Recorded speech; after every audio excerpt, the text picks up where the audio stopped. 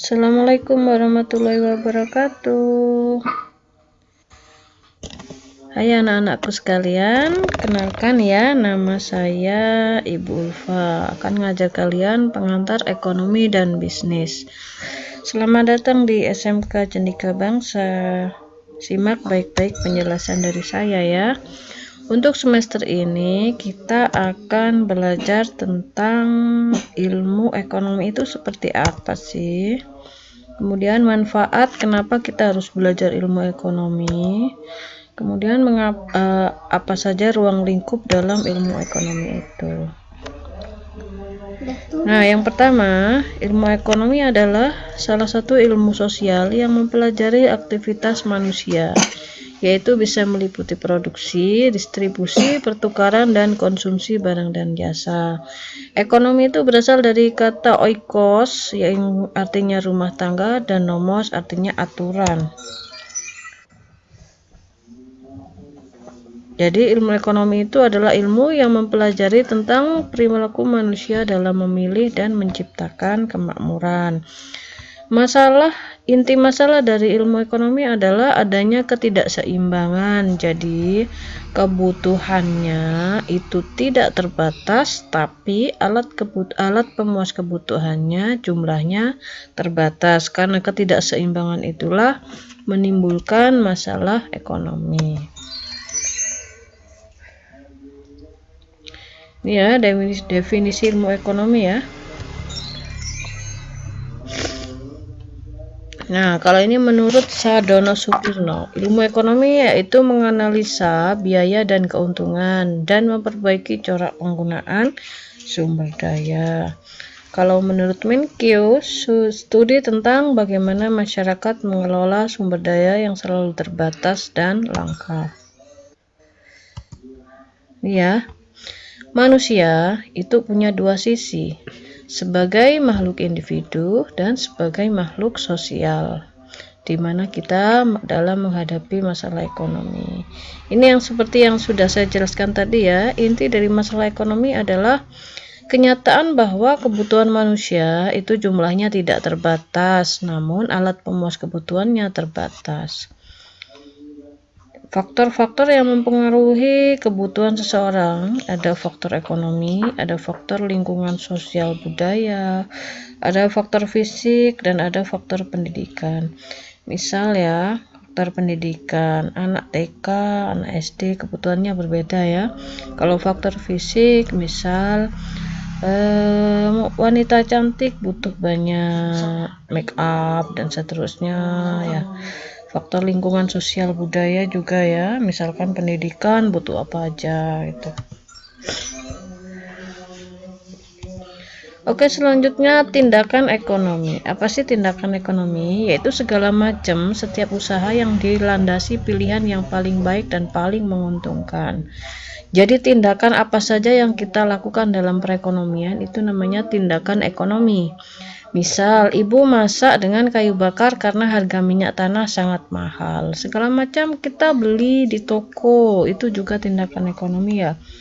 Tindakan ekonomi ada yang tindakan rasional. Setiap usaha manusia dilandasi oleh pilihan yang paling menguntungkan dan kenyataannya demikian.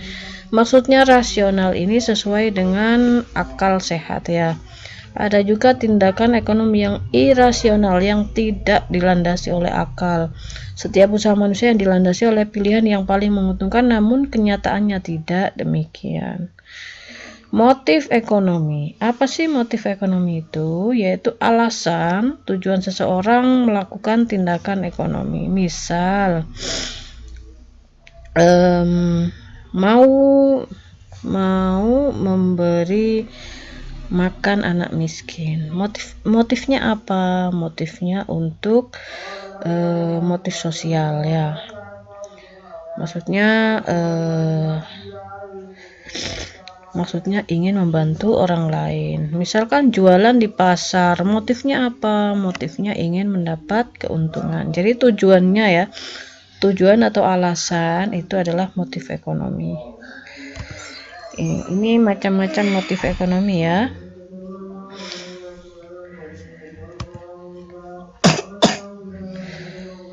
Motif tadi adalah alasan atau tujuan seseorang melakukan tindakan ekonomi ya. Misalkan untuk memenuhi kebutuhan, membeli di pasar, itu memenuhi kebutuhan. Memperoleh keuntungan, jualan di pasar. Tujuannya apa berdagang? Tujuannya adalah untuk mendapat keuntungan. Motif memperoleh penghargaan, motif memperoleh kekuasaan, dan motif sosial atau menolong sesama tadi ya. Itu adalah contoh dari motif ekonomi. Motif ekonomi ada dua macam, ada motif intrinsik dan ekstrinsik. Kalau motif intrinsik adalah keinginan untuk melakukan tindakan ekonomi atas kemauan sendiri. Kalau ekstrinsik itu atas dorongan orang lain.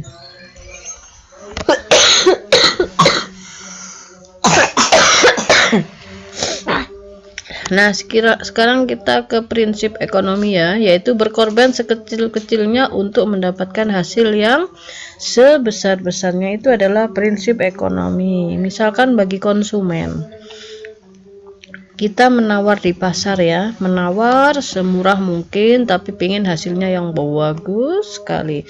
Beli baju yang bagus tapi maunya harganya yang murah. Itu adalah penerapan prinsip ekonomi bagi konsumen.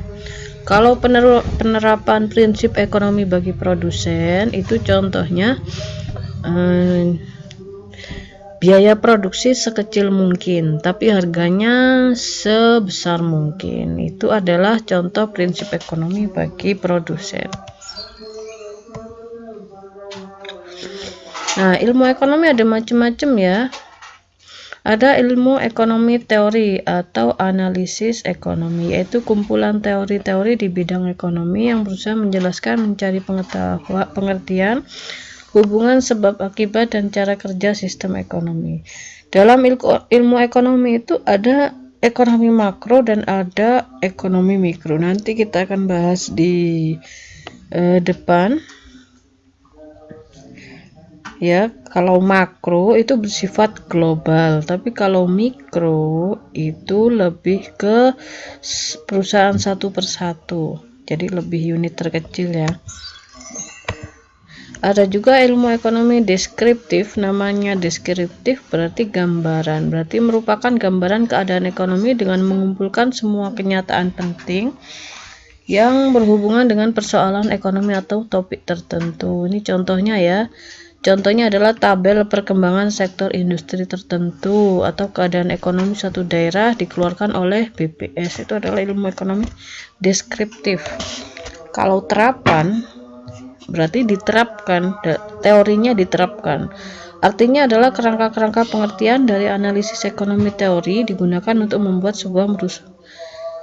atau merumuskan kebijakan-kebijakan, pedoman-pedoman yang tepat untuk mengatasi masalah ekonomi tertentu.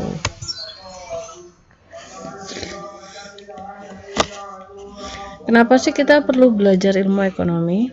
Ya, salah satunya adalah agar dapat membantu memahami wujud perilaku ekonomi dalam dunia nyata secara lebih baik. Jadi kita itu tahu segala macam di dunia kita sehari-hari ya. Jadi semuanya itu ada ilmunya. Kemudian akan membuat yang mempelajarinya lebih mahir atau lihai dalam perekonomian. Kemudian akan memberikan pemahaman atas potensi dan keterbatasan kebijakan ekonomi. Ini ya, ruang lingkup ilmu ekonomi itu ada ekonomi mikro dan ekonomi makro. Kalau mikro itu yang kecil, kalau makro itu yang besar. Kita belajar mikro dulu, yaitu cabang ilmu ekonomi yang khusus mempelajari bagian-bagian kecil individual dari keseluruhan kegiatan perekonomian. Contohnya adalah analisis dalam teori ekonomi mikro, yaitu perilaku pembeli. Nah, kita belajar perilaku pembeli itu bagaimana, maunya yang semurah mungkin dan seterusnya. Itu adalah kita belajar ekonomi mikro. Produsen secara individual dalam pasar, sikap dan perilaku konsumen tercermin dalam menggunakan pendapatan yang diperolehnya. Sedangkan sikap dan perilaku produsen tercermin dalam menawarkan barangnya. Nah, itu adalah mikro ya. Kalau makro itu secara agregat atau keseluruhan, yaitu berkaitan dengan penggunaan faktor produksi yang tersedia secara efisien. Contohnya ya, ini contohnya